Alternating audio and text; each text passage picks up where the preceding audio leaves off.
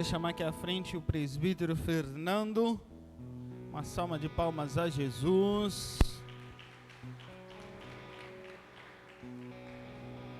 Estará trazendo. O que vai pregar hoje é o Thomas. Né, Thomas? Amém? Paz. A paz, igreja. Todos na bênção? Cheios do Espírito Santo. Vamos orar rapidinho. Senhor, em nome de Jesus, Pai, nós vamos falar da Tua palavra, nós vamos proclamar as Suas Escrituras. Que o Senhor venha derramar a Tua boa mão sobre nós, que o Senhor venha abrir os nossos corações, os nossos entendimentos, para que nós possamos receber aquilo que o Senhor tem para nós como igreja. Que o Senhor seja o alicerce sólido debaixo dos nossos pés, mas que o Senhor seja o fogo que arde encerrado no nosso peito, em nome de Jesus. Amém? Deixa eu só me organizar aqui rapidinho.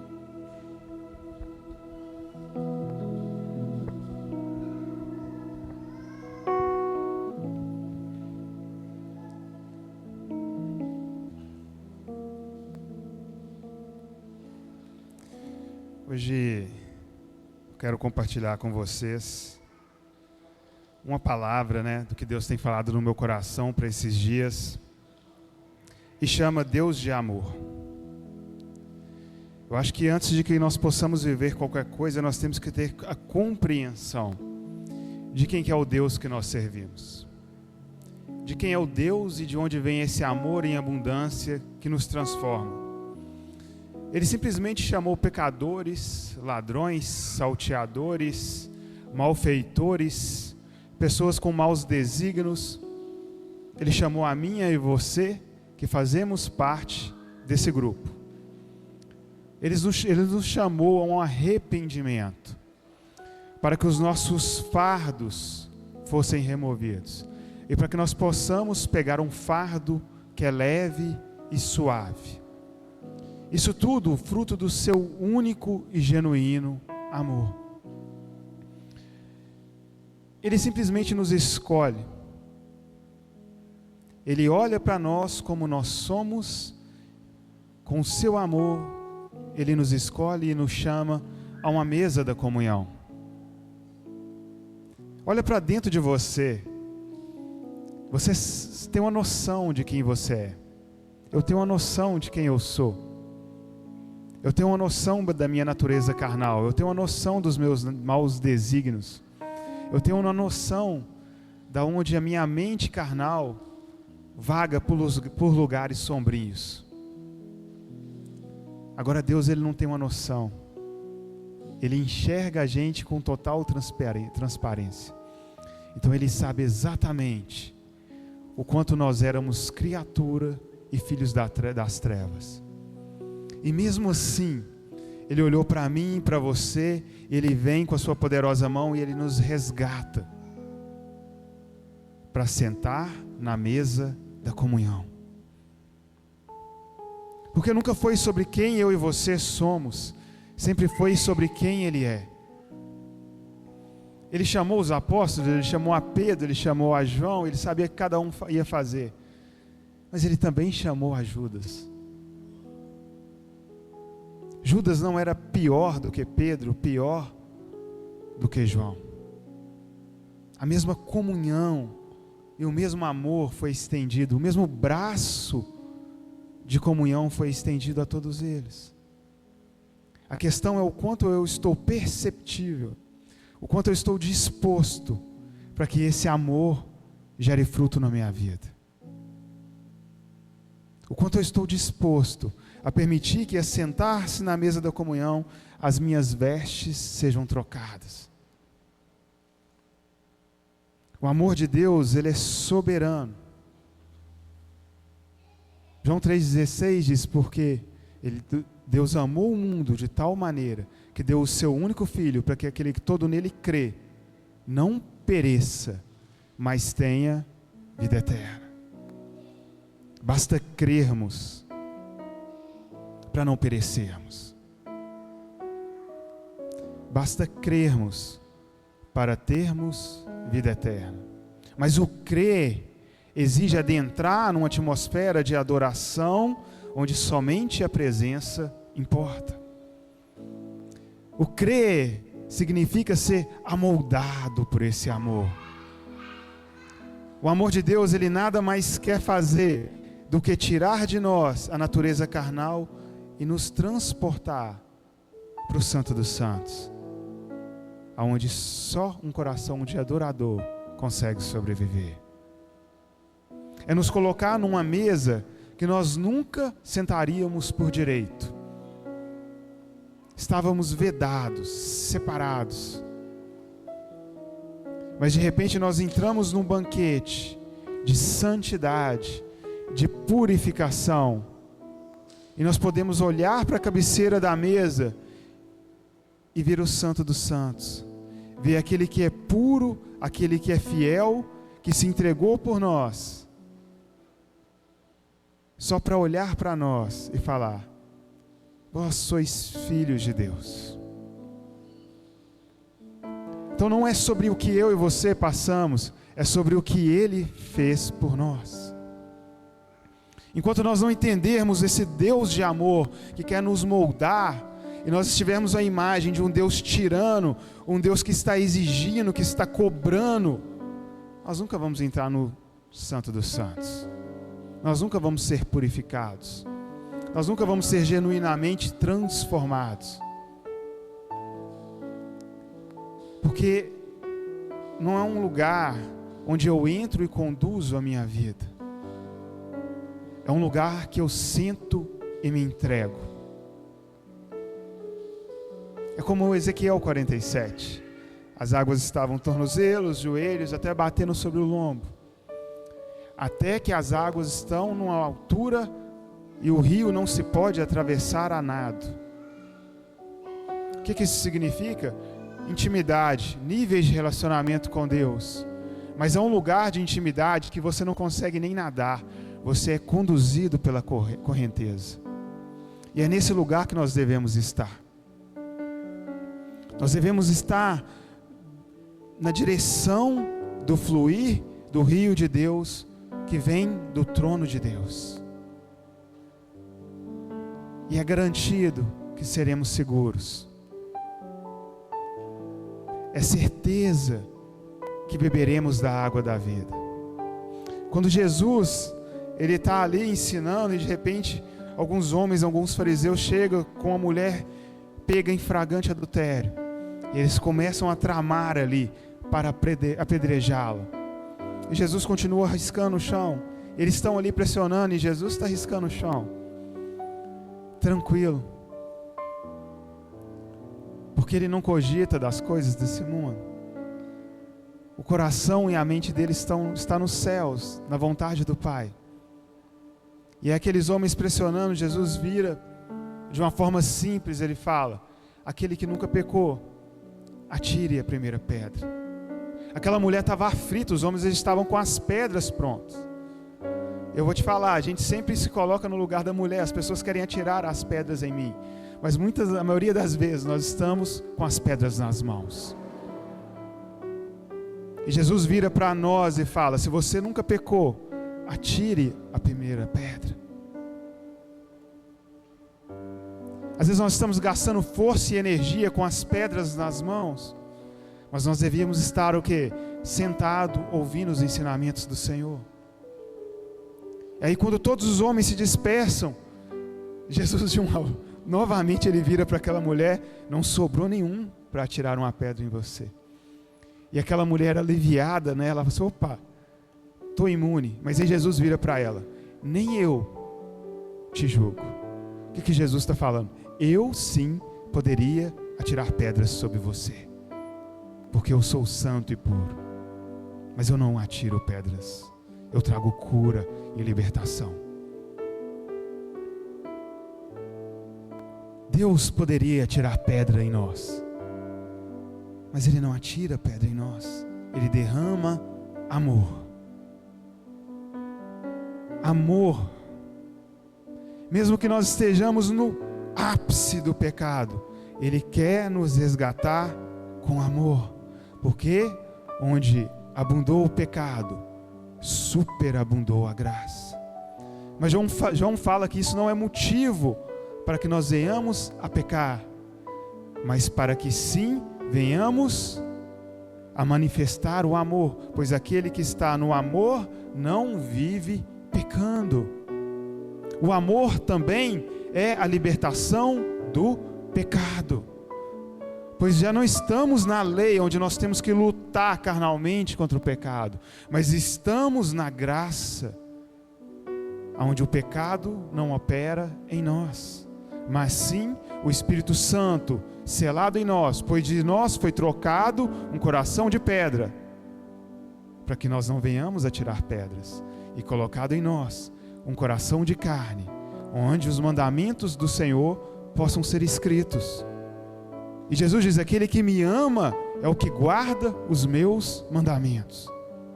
O quanto nós estamos permitindo que o Deus de amor escreva com fogo cerrado em nosso peito os seus mandamentos. O quanto eu estou permitindo ser amoldado por esse Deus tremendo e genuíno.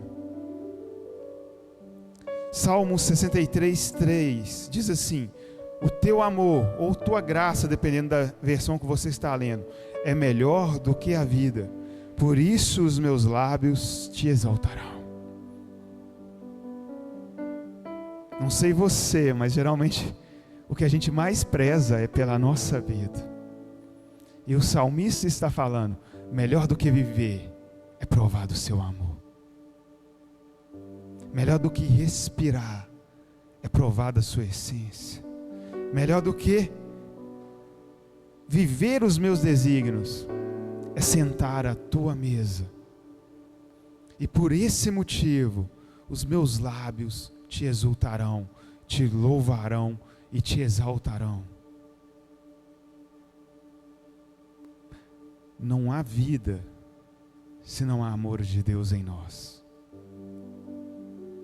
Melhor do que qualquer coisa que nós possamos experimentar no pecado, até em coisas que não são pecaminosas, mas se tudo que nós estamos fazendo não nos leva a um lugar de admiração e adoração do amor de Deus ao nosso derredor, nós estamos perdendo tempo. Sabe, não há nada melhor do que entrar no nosso quarto, colocar um louvor e permitir que a atmosfera da adoração e da graça nos tome. Não há nada melhor do que sentir a presença daquele que nos resgata. Não importa o que nós tenhamos feito, sempre há um resgate, porque não há preço no sangue de Jesus. Então Ele sempre pode nos resgatar, mas nós temos que permitir adentrar por esse amor, mais do que o amor pela nossa vida.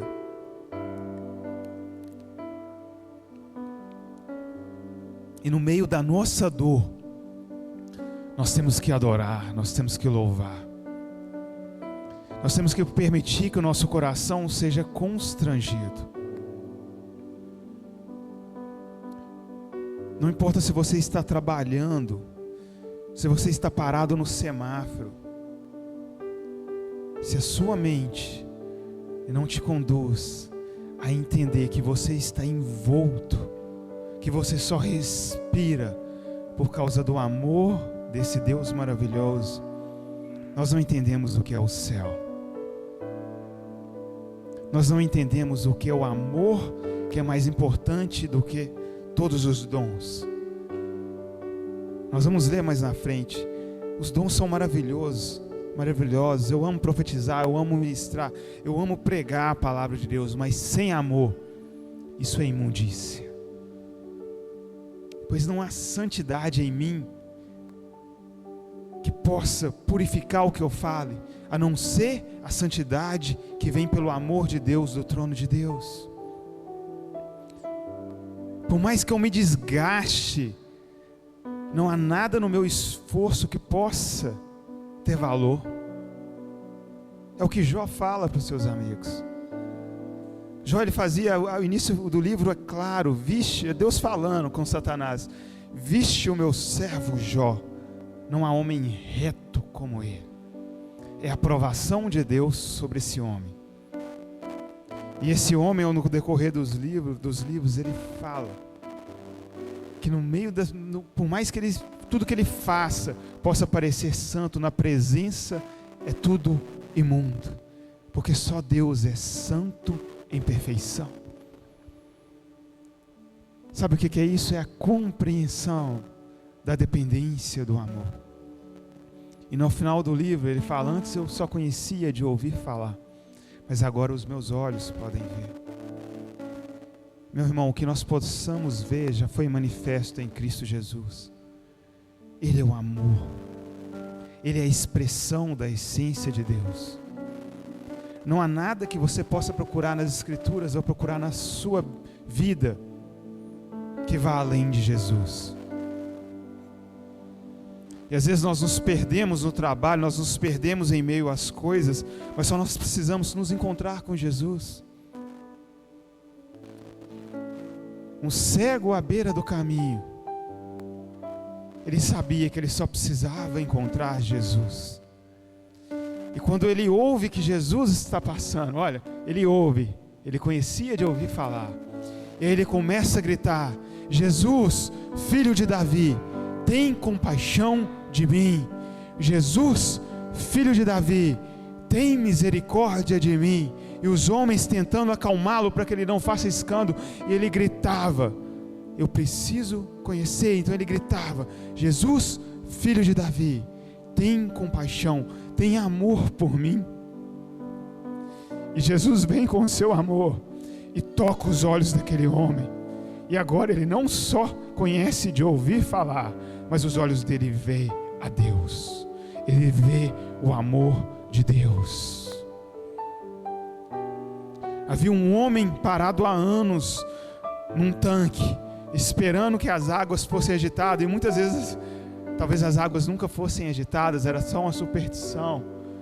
Mas Jesus entra ali, havia muitos enfermos, mas havia um homem que tinha expectativa no coração: eu não vou ficar assim para sempre, eu não vou ficar imóvel para sempre.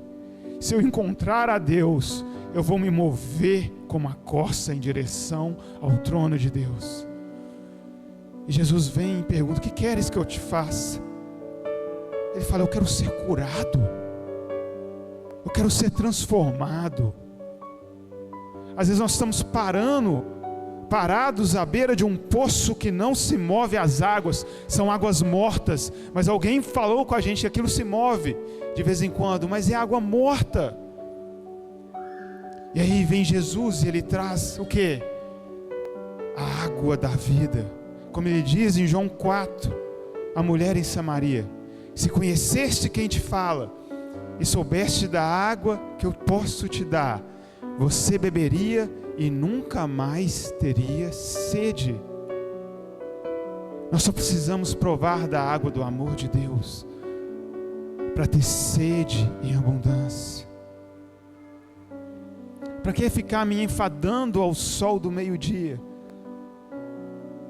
se eu preciso só provar do amor de Deus? E por isso nós somos chamados ao arrependimento. Irmão, para de achar que arrependimento é doloroso. Arrependimento é maravilhoso. É a manifestação do amor de Deus falando: venha, deixa eu tirar suas feridas. A gente acha que arrependimento é: venha um Deus de justiça para que Ele bata em nós. Não, venha quebrado, venha moído, venha mancando, venha rastejando, que eu vou curar as suas feridas. Você só precisa falar: eu não consigo me curar, eu não consigo limpar as minhas feridas, e Ele vai curar. É a parábola do bom samaritano. Você apanhou na beira do caminho, você foi roubado, Satanás veio, te roubou, bateu em você, deixou você largado. E aí o bom samaritano, o que ele faz? Ele vem curar as suas feridas. Você está lá jogado. Aí Ele vem, Ele derrama vinho para você ser curado. E aí a sua ferida começa a ser restabelecida. O que Ele faz? Ele derrama óleo para que você seja purificado. E aí Ele, não satisfeito, Ele pega, leva você a uma estalagem e Ele paga os denários, para que você fique ali aguardando. Se precisar, quando Ele voltar, Ele pagará o que falta. Vocês entenderam o que é a parábola? Eu e você fomos roubados, jogados à beira do caminho, e aí Jesus veio, derrama o vinho, derrama o sangue e nos cura. E não satisfeito, Ele derrama o óleo da unção, Ele derrama poder, Ele derrama autoridade. Não satisfeito, Ele nos pega no braço e fala: aqui, Consolador, cuida deles, que quando eu voltar, eles estarão prontos. Se faltar alguma coisa, eu pago quando eu voltar. Cuida deles, Espírito Santo, até que eu volte. Na estalagem, sendo cuidado, não largado na beira do caminho, mas cuidado pelo amor de Deus e do Espírito Santo. É nessa atmosfera que eu e você temos que entrar. Nós estamos às vezes estagnados, porque nós não entendemos o que esse amor é capaz de fazer. Arrependimento é lugar de cura. Arrependimento é maravilhoso. Não canse de se arrepender, porque Ele não cansa de perdoar. Ele não cansa de restaurar. Ele não cansa de operar. 1 João 1, 5 ao 10. Ora, a mensagem que da parte dele temos ouvido e vos anunciamos é esta: que Deus é luz e não há nele treva nenhuma. Se dissemos que mantemos comunhão com Ele e andamos nas trevas, mentimos e não praticamos a verdade. Se porém andarmos na luz, como Ele está na luz, mantemos comunhão uns com os outros. E o sangue de Jesus, seu Filho, nos purifica de todo pecado. Se dissemos que não temos pecado nenhum, a nós mesmos nos enganamos, e a verdade não está em nós. Se confessarmos os nossos pecados, Ele é fiel e justo para nos perdoar os pecados e nos purificar de toda injustiça. Se dissemos que não temos cometido pecado, fazê-lo mentiroso, e a sua palavra não está em nós. Entenderam? Eu peco sempre. Agora, uma coisa é viver no pecado, isso é iniquidade, isso causa separação de Deus. Agora, tropeços acontecem, meus irmãos. E por isso o João já nos alerta: se dissermos que não temos pecado, fazemos dele mentiroso e a verdade não habita em nós. O que isso nos ensina? O lugar de arrependimento é diário, é todos os dias. O lugar de arrependimento é todos os dias. Quando nós vemos que o próprio Deus lançou serpentes no deserto, e o povo, quando era picado, ficava enfermo, a direção de Deus para Moisés era o quê? Levanta uma serpente de bronze. Quando eles forem picados e eles olharem para a serpente de bronze, eles serão curados. Nunca entendi isso. Por que Deus não curou de uma vez e tirou as serpentes?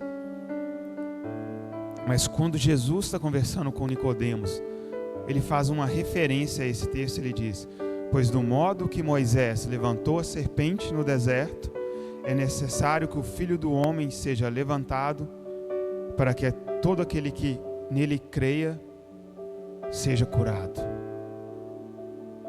O que Jesus está falando? A serpente está no meio de nós.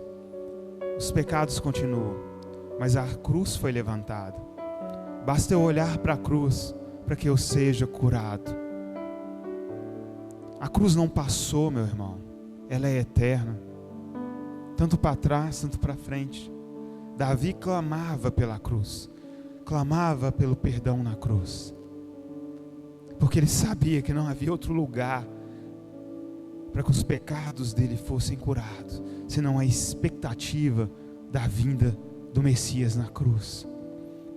Jó clamava pelo Redentor que se levantaria sobre a terra, pois que ele sabia que a expectativa para a cura estava no lugar de arrependimento, olhando para a cruz. E porque nós tratamos a cruz como um lugar distante do início da nossa conversão? Sabe por que Deus fala sempre volte ao primeiro amor? Nós temos que voltar ao primeiro amor. Por quê? Porque no primeiro amor nós estávamos exatamente o mais próximo possível da cruz, reconhecendo que nós éramos pecadores. E aí, com o passar do tempo, nós vamos caminhando e vamos achando que tem alguma justiça em nós, nas nossas obras mortas, mas não tem. Nós devemos estar exatamente como o apóstolo João no dia do sacrifício, quando todos foram dispersos, ele estava aos pés da cruz. E quando está onde João está aqui, quando ele está na ilha de Patmos, aos pés da cruz, no lugar de arrependimento. O lugar da cruz é todo dia no meu quarto, no secreto.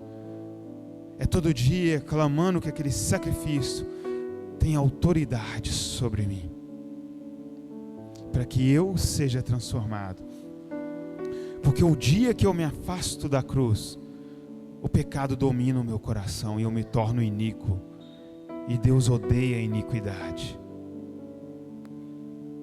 E para que eu não seja dominado pelo pecado, eu tenho que estar aos pés da cruz.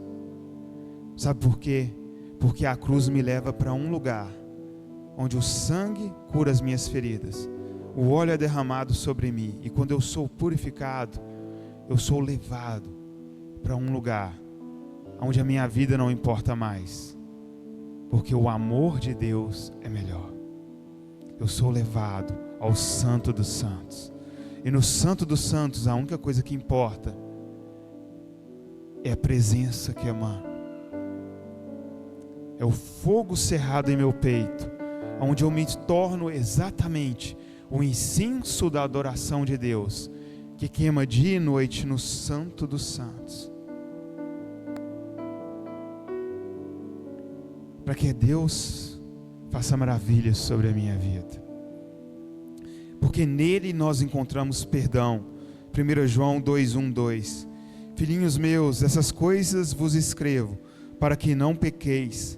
Se todavia alguém pecar, temos advogado junto ao Pai. Essa é a mesma expressão que Jó usa.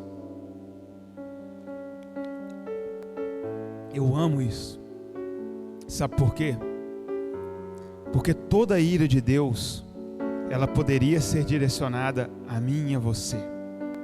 Toda a ira. Porque o pecado e Deus não podem habitar juntos. Não pode haver comunhão entre Deus que é santo e puro e o que é mau e argiloso. Então a própria presença de Deus destrói o pecado. Ele põe para fora da presença dele tudo que é pecaminoso. Então seria impossível que um homem, depois da queda, voltasse a estar na presença. Por isso fomos expulsos do Éden, porque não conseguiríamos subsistir ao encontro com o Senhor na viração do dia. Isso geraria morte eterna. Mas de repente Deus inverte, Ele tira a ira do homem Adão e Ele transfere, como diz o livro de Gálatas, a ira ao novo Adão, que é puro e santo, que é Jesus. Ele é transpassado pelas nossas transgressões, cortado e moído pelo meu e o seu pecado na cruz. Então um homem santo e puro paga um preço que ele nunca deveria ter pago, por causa de mim e de você. Por causa daquele pecado que você esconde, por causa daquele pecado que eu escondi, ele é rasgado. Mas enquanto todos pareciam que ele estava sendo sucumbido, ele é ressuscitado. E Salmo 100 diz que quem é aquele? Levantai, ó portas, porque ele está adentrando aos céus. E é como que os céus estivessem falando. Os anjos não entendiam, porque eles sabiam, um homem caiu, um homem nunca verá a Deus. E aí Salmos fala, levantais, ó porta, porque o quê? Um homem está adentrando aos céus.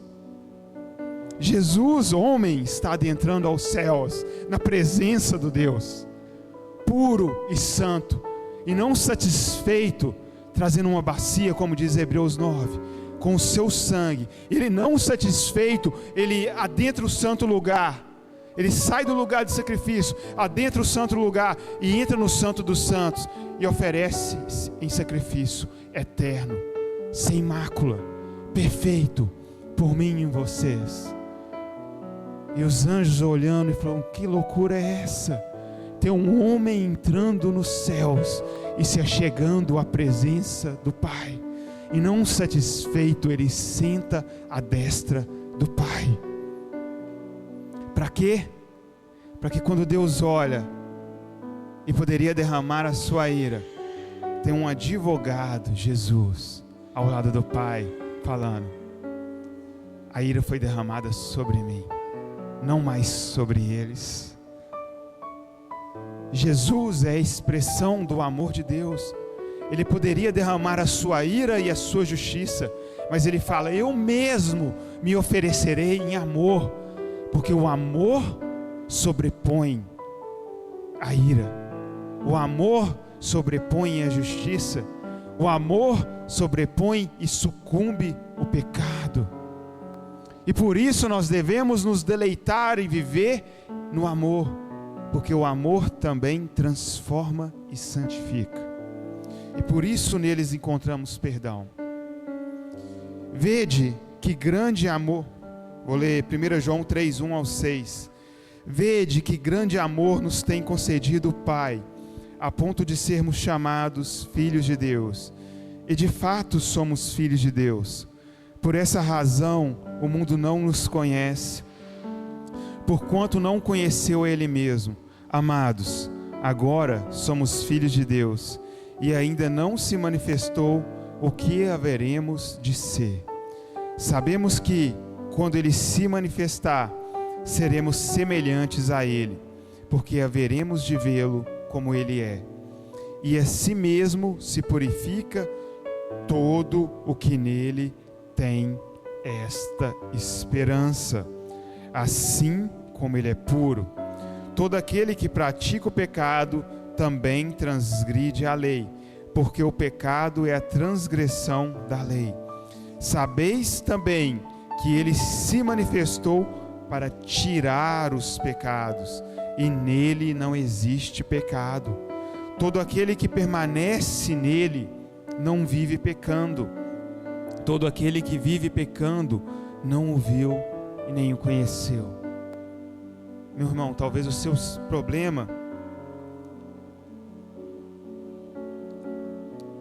é porque você não o viu ainda, porque você não viu os olhos de fogo, os cabelos brancos como a neve e uma língua como uma espada cortante. Talvez você não olhou para o meio do rio e não viu o Filho do Homem com as mãos levantadas de vestes de linho. Talvez você não viu a presença no seu quarto ainda. Mas basta você se posicionar à beira do caminho e gritar: Jesus, Filho de Davi, tem compaixão de mim, tem amor por mim. Porque quando nós vemos, nós somos transformados. O importante é que quando o cego levanta, ele larga a sua capa. Nós precisamos largar aquilo que é cômodo para nós, as falsas proteções, para que a nossa visão seja restaurada. Nós precisamos ser amoldados por esse amor, porque o amor manifesto é que permite que nós vejamos a Cristo genuinamente. Muitos andaram ao redor de Jesus. Os fariseus iam ter com ele, mas não permitiram ser tocados pelo amor. Porque quando você toca, dele sai poder. Aquela mulher sangrava há anos, já tinha gastado tudo, e de repente ela tem uma única esperança: se eu ao menos tocar na orla das suas vestes, eu serei curada. Vocês entendem isso? Ela não leu no Pentateuco, não tem essa referência lá. Ela só sabia que o Messias era o quê? A expressão do amor. E quando você toca o amor, você é curado. E aquela mulher que era impura, rejeitada, ela nem poderia andar no meio da multidão, para vocês terem ideia, porque ela gerava transtorno. Se ela tocasse qualquer, olha para vocês verem, se ela tocasse qualquer pessoa, aquela pessoa se tornava impura também, tinha que se afastar da família. Olha o quanto essa mulher devia ser odiada. E o propósito dela é exatamente tocar um homem. Olha a consciência dela do amor. Ela sabia que todos que ela tocava, ela tornava o que ela toca impuro. E ela sabia ao mesmo tempo que, se eu tocar a orla das vestes dele, eu serei curada. Ela não pensa, eu vou tornar Jesus impuro, porque ela sabia que o amor é santo e puro, ele não pode ser corrompido. Imagina, você é uma pessoa que sabe que tudo que você toca, você destrói. Sua mãe fala isso para você desde que você é pequeno. Seu pai jogou essa maldição sobre você desde que você é pequeno. Você não faz nada certo, tudo que você toca, você destrói. Você vem trazendo esse fardo. Você traz esse fardo no seu trabalho. Nossa, tudo que eu ponho a mão eu estrago. E você vem destruindo, porque falaram para você que você é impuro destruidor. Mas sabe o que você precisa? Entender que você só precisa tocar o amor de Deus. Porque quando você toca o amor não é corrompido. O amor, pelo contrário, ele toma a sua corrupção e te santifica e te purifica, porque ele é Deus, um Deus de amor. Não importa quanto tempo você tem sangrado, quanto tempo a imundícia tem saído de você, você só precisa tocar o amor. Você só precisa se humilhar em meio à multidão e rasgar a multidão e falar: eu tocarei a orla das vestes do amor. Nós precisamos compreender isso. Natanael está sentado debaixo de uma figueira, tranquilo. Aí Filipe vem e fala: venha e veja. Aí eu amo, porque a Bíblia fala que Natanael está vindo e Jesus é distante. Ele fala: eis um verdadeiro israelita, no qual não há dolo algum. Olha o naipe do cara. Jesus se alegra vendo o cara e fala: olha o quanto esse cara devia amar a Deus. Aí ele vai, ele sabia quem ele era, porque ele fala: de onde me conheces? Ele não fala: não, isso não é verdade. Ele fala: de onde me conheces? Aí Jesus fala: desde que estava debaixo da figueira. E a fé desse homem fala: tu és o Cristo, o Filho do Deus vivo. E Jesus fala: porque eu te disse que te vi debaixo da figueira, tu creres. Olha a expectativa do amor. Um homem no qual não havia dolo algum, ele recebe um convite: venha e veja. Ele fala: eu estou só ouvindo, eu estou ouvindo falar do Messias. Mas quando Filipe fala, aquele pelo qual estamos esperando, venha e veja, ele se levanta debaixo da figueira, possivelmente ele estava tendo algum momento de devoção com Deus, falando com Deus. Ele vai para ver, porque é necessário ver o amor de Deus. Não importa se você é a mulher que sangra, ou se você é o judeu israelita que não há dolo algum, sem ver o amor de Deus, não há vida, não há transformação. Nós precisamos ver a essência da pessoa de Deus que está em Jesus. A transformação é para todos. E você não pode perder Jesus de vista. João Batista vê Jesus e ele diz: eis o Cordeiro de Deus que tira o pecado do mundo. Aí Jesus vem até ele: eu não sou digno de desatar as sandálias dos pés. Eu vos tenho batizado com água, mas após mim vem aquele que vos batizará com fogo.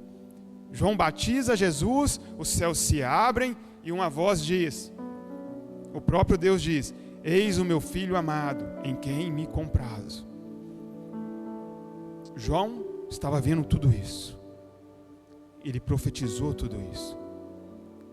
Mas João é encerrado no cárcere. E o que João diz para os seus seguidores? Vai e pergunta se é ele mesmo, se devemos esperar outro. E aí Jesus manda responder para João: os cegos vêm, os enfermos são curados, os mortos são ressuscitados. Vocês entendem isso? O amor veio, João. O amor cura os cegos. O amor liberta os cativos. O amor vence a morte. Pois o amor, Cantares diz, o amor é mais forte do que a sepultura. Nem as muitas águas. O que são as muitas águas? Nem o dilúvio, nem a ira de Deus pode vencer o amor do próprio Deus. Nada vence o amor de Deus. E João perdeu de vista. Ele duvidou do amor. Mas não teve problema. Jesus fala: não há profeta maior do que João, porque tudo o que ele disse foi verdade. Mesmo que você tenha perdido de vista, o amor está pronto para limpar os seus olhos. Mesmo que o seu zelo excessivo tenha feito que você persiga e atire pedras, não tem problema, ele vai arrancar as escamas dos seus olhos. Ele pode te deixar que você fica cego por um tempo, mas ele mesmo vai tirar as escamas, para que então você seja lançado como uma flecha cheia do amor de Deus. E quando você é cheio do amor de Deus, cheio, você pode ser picado por uma serpente, e você vai, sacode a mão, aquela serpente cai e todo mundo fica olhando ao redor. Quando esse homem vai morrer? E ele continua pregando e falando. Foi isso que aconteceu com Paulo. Vocês entendem? Olha a referência de novo. A serpente está lá picando o tempo todo. Mas quando você está cheio do amor, suas escamas foram tiradas, você só faz isso com a serpente. O veneno do pecado não entra mais no seu sangue, porque agora é o sangue do rei que flui nas suas veias. E aí, não satisfeito, você pega a serpente e você lança ela onde? Você lança no fogo. Entendeu? No fogo purificador, na justiça de Deus. Está aqui, a serpente me picou, mas o veneno não corre nas minhas veias, o pecado não corre nas minhas veias. A serpente não tem vida, não tem autoridade sobre mim. Eu lanço ela no fogo, porque agora eu queimo diariamente na presença do Senhor. O fogo queima em mim, porque aguardeis até que do alto sejais revestidos de poder. Lembra da promessa de João? Eu vos batizo com água para a remissão dos pecados, mas virá aquele que vos batizará com fogo, para que nós sejamos profetas do fogo, moldados no fogo. Lembra da canção do oleiro? Ele faz o barro, ele molda, e onde que ele coloca? No forno, para ser queimado, para o barro virar um vaso. É para isso. Sabe como é que o odre é feito? Por que precisa ser odres novos, com vinho novo? Porque senão explode. Porque o odre velho, ele perde elasticidade. Mas como é que faz um odre? Você mata o animal, você mata a carne, você tira o couro. E aí quando você quer fazer o odre, onde você leva o odre? No fogo. Aí você chamusca o couro no fogo. Porque senão ele apodrece. Vocês entendem? Eu preciso ser morto para virar odre. Eu preciso ser limpo para que Deus tire as minhas entranhas do pecado. Mas não pode deixar de passar no fogo, porque senão eu vou apodrecer. Agora, depois que eu passo no fogo, sou lavado e passo no fogo, aí ele vem com um vinho novo. E aí o vinho novo vai estufando, vai gerando gás. E ali eu estou resistente para segurar o vinho novo. Qual que é o propósito do odre em segurar o vinho novo? Para que o vinho novo se torne vinho velho. Porque Jesus diz, o vinho novo é bom, mas o vinho velho é melhor. Porque quando o vinho velho é gerado em nós, ele se acomoda ao formato, ele molda o odre. O vinho novo ele expande, até que ele acha o seu modelo. E aí o odre toma a forma do vinho. E aí ele está pronto para armazenar o vinho velho. E aí o amor que veio nos moldando, ele se estabelece em nós. Já ouviram aquela canção? O seu amor está tomando forma em nós. É isso. O amor de Deus está tomando forma em mim e em você. Para que nós sejamos amoldados. E aí nós possamos servir na mesa do rei, aos irmãos que sentam ao nosso lado. Nós possamos servir aquilo que nós recebemos. Nós temos que servir o melhor. Jesus, ele sabia que o vinho no casamento ia acabar. Ele sabia que o primeiro vinho era o pior. Mas o que ele faz? Ele espera a confusão acontecer. E aí ele faz o quê? Ele traz o vinho melhor para o final da festa. Para servir aos convidados. Nós temos que ter isso no nosso coração. O que eu estou servindo as pessoas ao meu redor? Eu estou permitindo ser amoldado pelo amor de Deus, genuinamente? Nós servimos a um Deus perfeito e genuíno. Não há outro lugar que nós possamos ir. Jesus, num dado momento, ele fala: aquele que não comer da minha carne e não beber do meu sangue, não tem parte comigo. E alguns se escandalizam com aquele discurso. E se afastam, dizendo: duro é esse discurso, quem poderá ouvi-lo? E Jesus, sem preocupação nenhuma, ele vira para os discípulos e fala: por que não vão vocês também? Mas Pedro tem a resposta, exatamente Salmo 63:3: para onde eu irei, se só o Senhor tem palavras de vida? Você já esteve nessa situação, meu irmão? De olhar para a sua vida e falar assim: não tenho lugar para ir, não há nada que me satisfaça, a não ser as palavras, a palavra de Jesus. Não há nada que me enche nesse mundo, não há nada que me traga paz, a não ser o amor de Deus. Por mais duro qual seja o discurso, por mais duro seja o que ele exige de mim,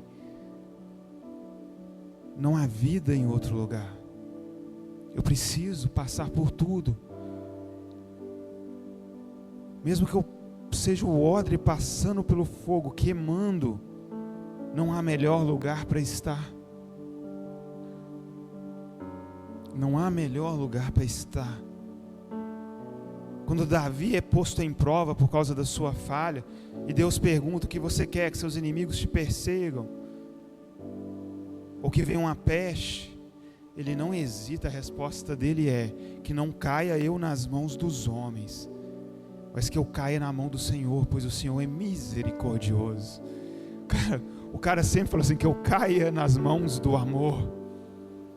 E aí ele vê o anjo do Senhor com a espada, depois de já ter matado alguns homens. O anjo, e a palavra fala que o Senhor se arrepende, o anjo do Senhor recolhe a espada. E Davi, vendo aquilo, ele vai na eira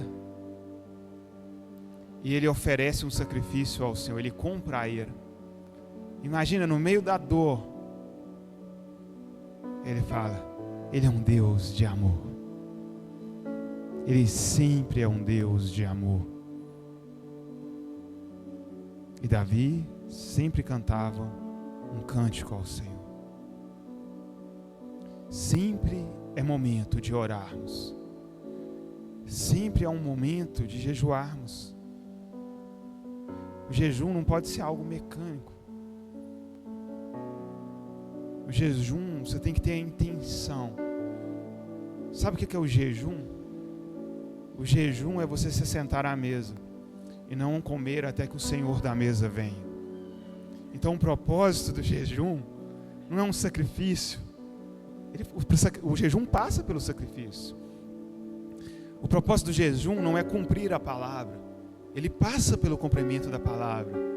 Mas o propósito do jejum é aguardar a presença do Deus de amor, até que Ele venha. Eu não comerei até que Ele venha, até que eu sinta a presença, porque tudo se resume à presença, a ser envolto por esse amor. Ele é um Deus de amor. 1 João 4, 7 ao 16: Amados, amemo-nos uns aos outros, porque o amor procede de Deus. E todo aquele que ama é nascido de Deus e conhece a Deus. Aquele que não ama não conhece a Deus, pois Deus é amor. Aquele que não ama não conhece a Deus, não viu a Deus, porque Deus é amor. Nisto se manifestou o amor de Deus em nós, Cristo em nós, Deus conosco, o Espírito Santo selado em nós, em haver Deus enviado o seu Filho unigênito ao mundo, para vivermos por meio dele. Nisto consiste o amor, não em que não tenhamos amado a Deus, mas em que Ele nos amou. Não é eu amando a Deus, não sou o que eu faço, não é onde eu vou, não sou eu que restauro, mas é Ele que me ama e me busca por meio do seu Filho, como propiciação pelos nossos pecados.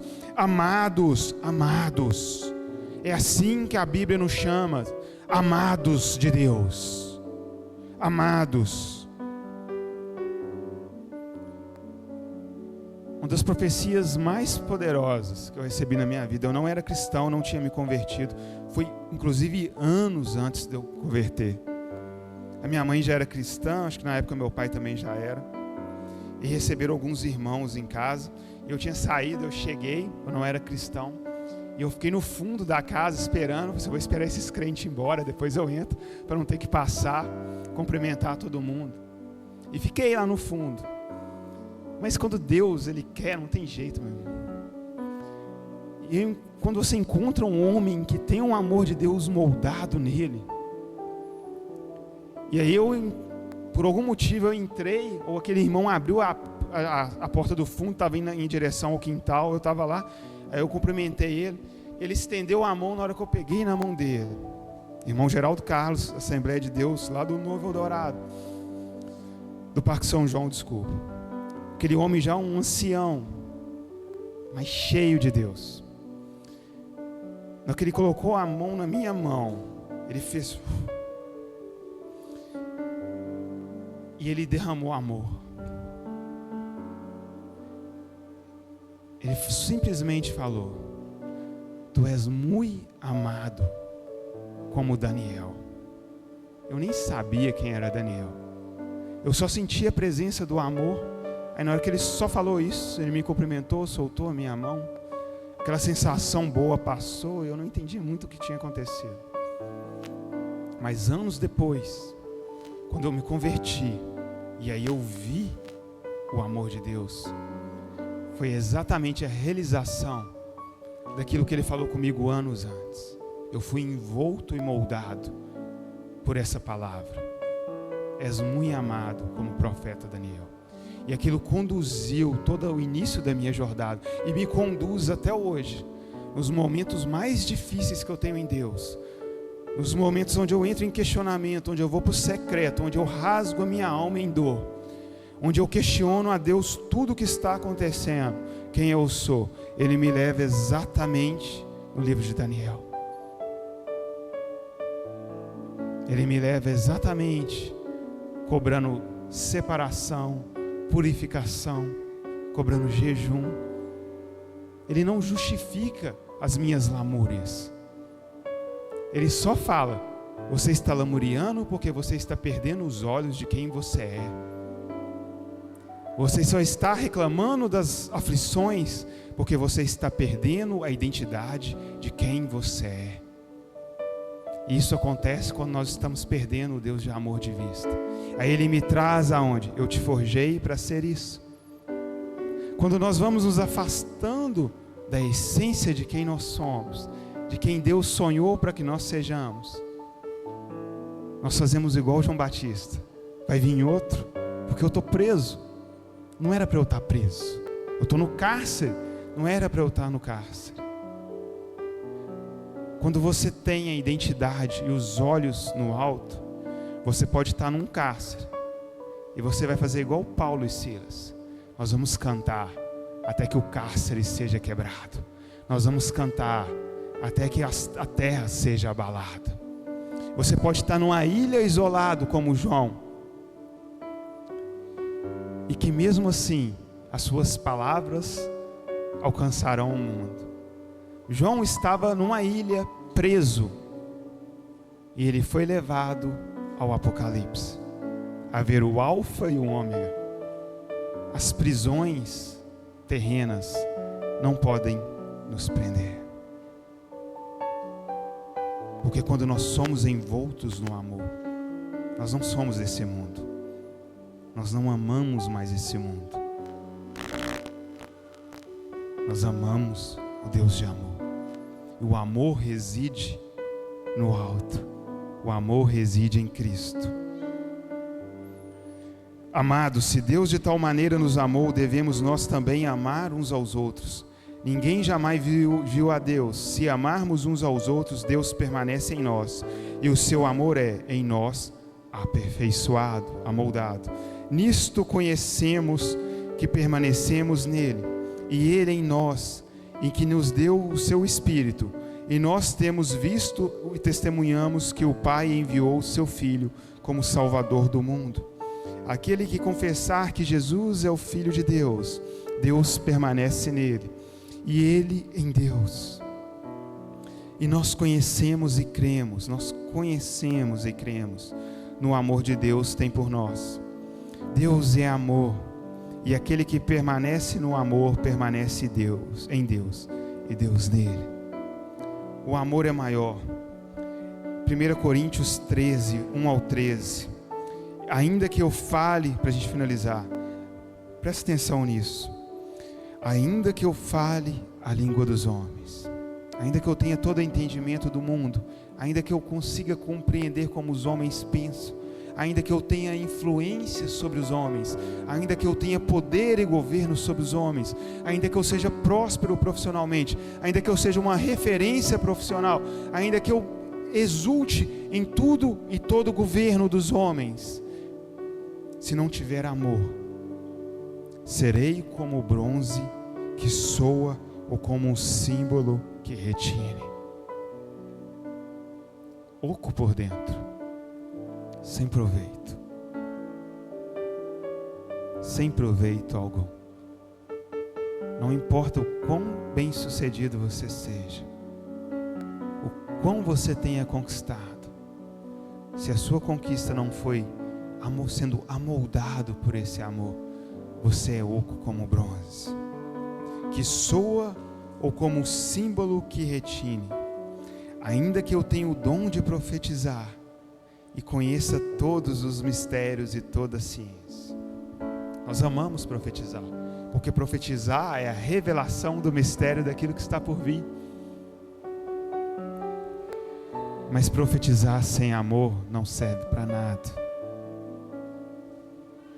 Um profeta sem amor não traz exortação genuína.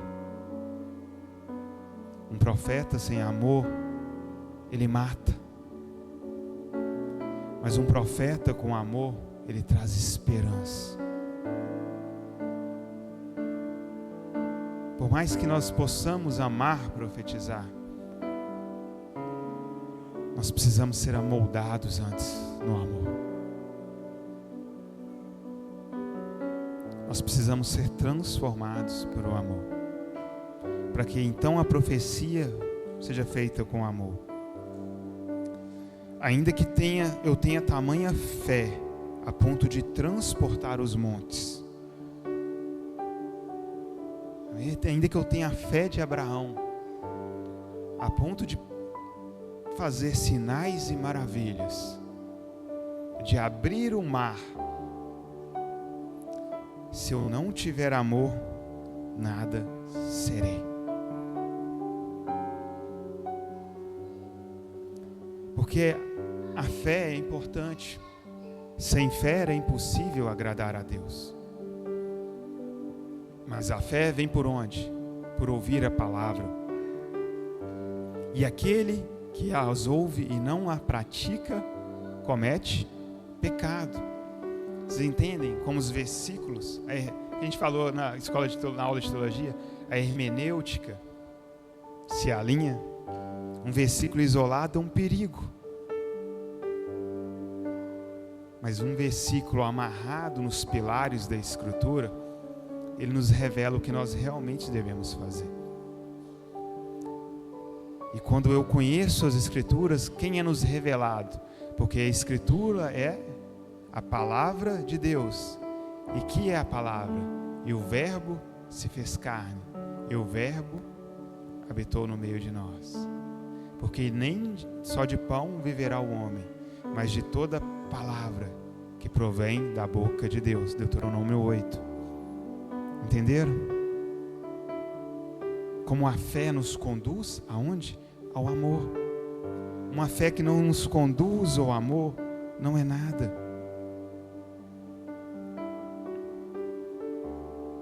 Moisés era profeta, abriu o mar. Para quê? Fé para abrir o mar, para que os irmãos possam ser levados a um lugar da promessa, da profecia, do cumprimento da profecia, que é o quê? Vida em Deus, na terra prometida. A minha fé em Cristo tem um propósito: pregar a verdade do Evangelho, para que vocês creiam na profecia do amor de Deus, para que vocês sejam levados a conhecer a Deus em verdade e em justiça. E conhecendo Deus em verdade e em justiça, o amor seja amoldado em vocês, até que se torne um vinho velho, e assentados à mesa do banquete de Deus, vocês possam servir em amor uns aos outros. Porque essa é a essência do Evangelho: amai-vos uns aos outros, como eu vos amei. Tudo conduz ao amor. E ainda que eu distribua todos os meus bens entre os pobres, e ainda que eu entregue o meu próprio corpo, a minha vida, para ser queimado, se não tiver amor, nada disso me aproveitará. Lembra do Salmo 63:3? O seu amor é melhor que a vida. Uma vida dada sem amor não vale nada. Quando a gente pensa, eu darei a minha vida ao Senhor, a gente pensa, não, eu morro por Jesus. E a gente pensa sempre com um cara com a arma na mão, na nossa cabeça, negue a Jesus. Eu não nego a Jesus, me mate. Não, não é isso. É morra para você mesmo e agora viva a sua vida para Cristo. Por isso que Paulo, em 2 Coríntios, fala, para que em vós, mundo, pessoas, opere a vida, é necessário que em nós opere a morte. O morrer é morrer em vida, é viver para Cristo, porque o morrer, morrer para mim é lucro, mas viver em Cristo é muito melhor. Vocês compreendem isso?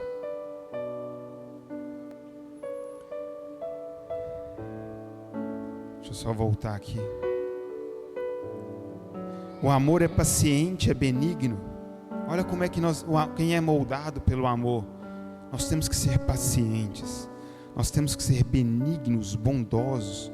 O amor não arde em ciúmes, não se ufana, não se soberbece, não se conduz de forma inconveniente, não procura os seus próprios interesses, ou seja, não é egoísta, não se exaspera, não se ressente do mal, não se alegra com a injustiça, mas regozija-se com a verdade.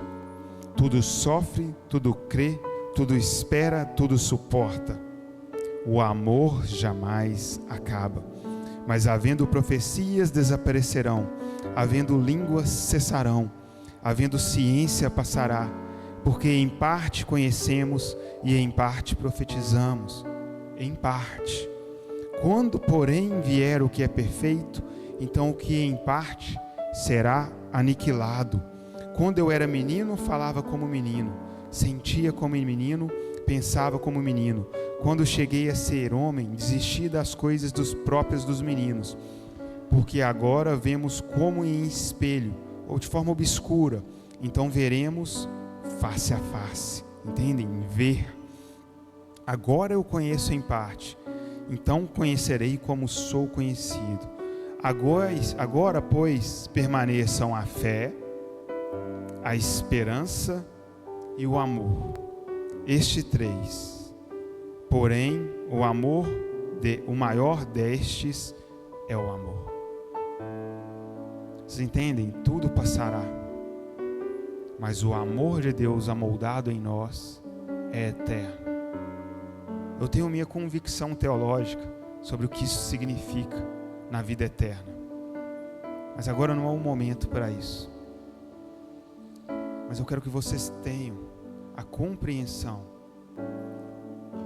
que a cada um de nós foi falado que em um campo tem uma pérola que é o amor, tem um tesouro, e nos foi dado condições de comprar esse campo. Alguns de nós está com o dinheiro na mão, mas não comprou o campo ainda. Outros não pensaram duas vezes, compraram o campo, foram para lá, estão morando ao derredor do seu tesouro, do seu amor. A todos nós, em nossas mãos, foi derramado o sangue de Cristo, para que nós possamos viver ao derredor desse tesouro, viver neste lugar, sendo moldados diariamente por esse amor. Eu espero que vocês tenham entendido que ninguém é mais especial do que o outro. O amor não faz acepção de pessoas. O amor não escolhe os profetas. O amor não escolhe aqueles que têm conhecimento da palavra. O amor não escolhe aquele que é bem-sucedido. O amor escolhe todos que são improváveis. E tenha no seu coração, todos são necessitados do amor de Deus. A questão é o quanto eu e você reconhecemos a necessidade de sermos amoldados genuinamente por esse amor. O quanto eu realmente tenho aberto o meu coração para que esse amor transborde sobre a minha vida. Para que isso seja genuinamente um fato. Todos estamos à beira do caminho. Todos estamos há anos sangrando. Todos estamos indo ao sol do meio-dia buscar água. Todos nós. Em todos esses momentos, Jesus está lá. Em todas essas situações, Jesus está lá. Ele nunca nos deixou só. Ele nunca nos desamparou. Porque o seu amor é mais forte do que a multidão de águas que inundam o imundo. Ele sempre está à beira do poço para te dar água. Ele sempre está passando no caminho que você está parado. Ele sempre tem vinho. Ele sempre tem óleo. Se o pessoal do louvor quiser subir de uma vez, pode ficar à vontade. Sempre Jesus está com amor. Sempre. Eu vou encerrar por aqui, já até me estendi demais. Vamos nos colocar de pé. Em um outro momento a gente continua. Não quero me estender mais. Mas eu quero que vocês saiam daqui com essa convicção. Eu não sei se em algum momento da sua vida você conheceu o Deus de amor ou não conheceu ainda, mas hoje é dia. Não sei se foi apresentado a você um Deus de justiça, um Deus que condena, um Deus que manda para o inferno, um Deus que escolhe só alguns. Eu não sei qual discurso foi te apresentado. Ou talvez você nunca tenha aberto o seu coração. Mas eu quero que você conheça a essência verdadeira de quem é Deus. E a essência verdadeira dele é o amor. Ele é justiça, sim, ele é justiça. Ele libera dons, sim, ele libera dons. Ele gera profetas, sim, ele gera profetas. Ele gera fé, sim, ele gera fé. Mas todas essas coisas são consequência de uma cura, de uma libertação feita pelo amor, de uma transformação feita pelo amor. Talvez a gente vai caminhando e a gente vai se perdendo nas outras coisas. Nós não podemos nos perder nas outras coisas. O avivamento só vai vir quando nós ardermos em amor. Os céus só vão se abrir quando nós expressarmos o amor. Não é sobre as cadeiras, não é sobre o templo, não é sobre nada. Essas coisas são importantes, o microfone é importante para que você no fundo possa me ouvir melhor. Mas nada é mais importante do que o amor. Eu quero que nós estejamos preparados para o momento que as paredes caírem, que os microfones forem tirados de nós. No momento que muitos estarão com as pedras ao nosso derredor, eu quero que cada um de nós estejamos preparados para estarmos amparados no amor. Sabe qual era a estratégia ministerial de Jesus? Caminhar em amor. Era simples.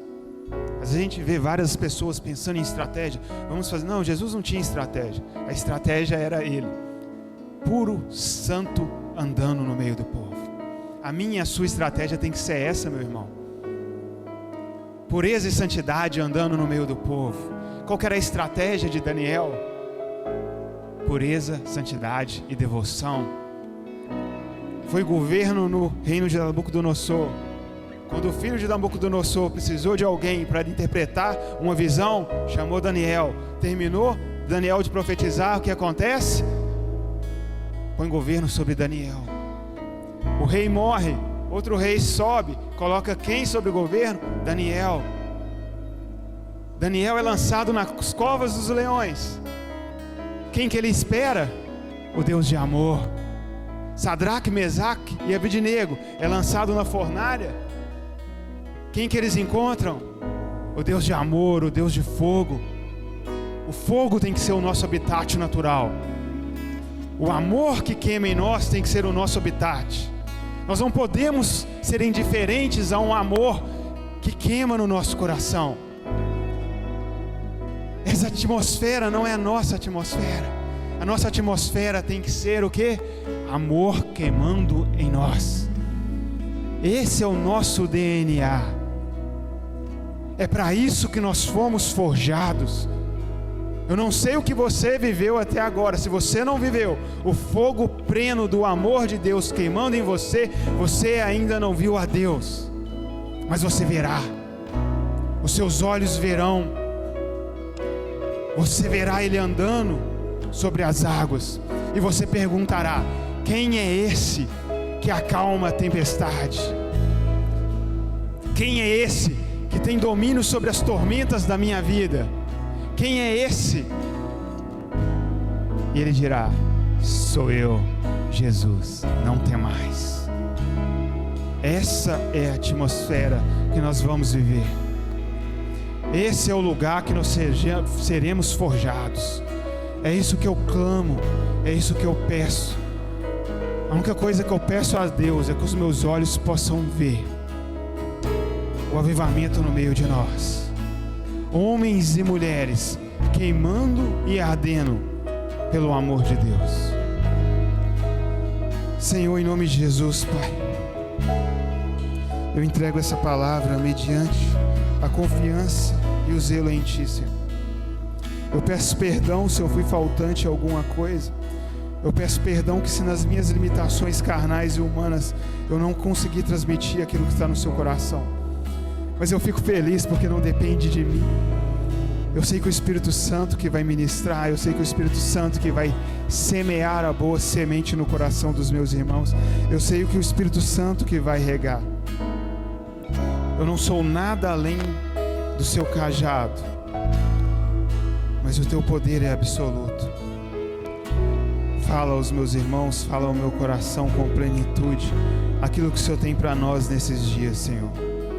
Que nós temos que realmente compreender e ver quem o Senhor é.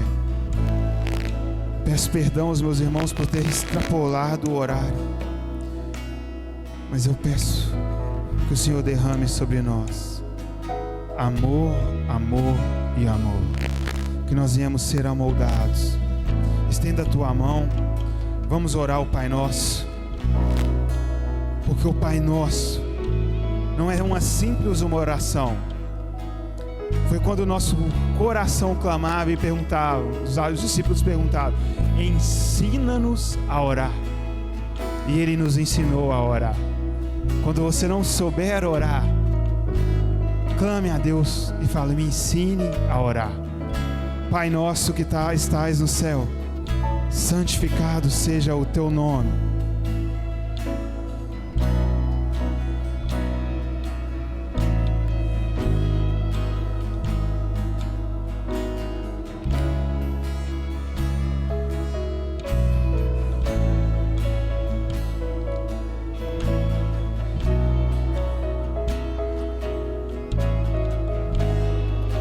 O poder e a glória para todos sempre e sempre, amém e amém.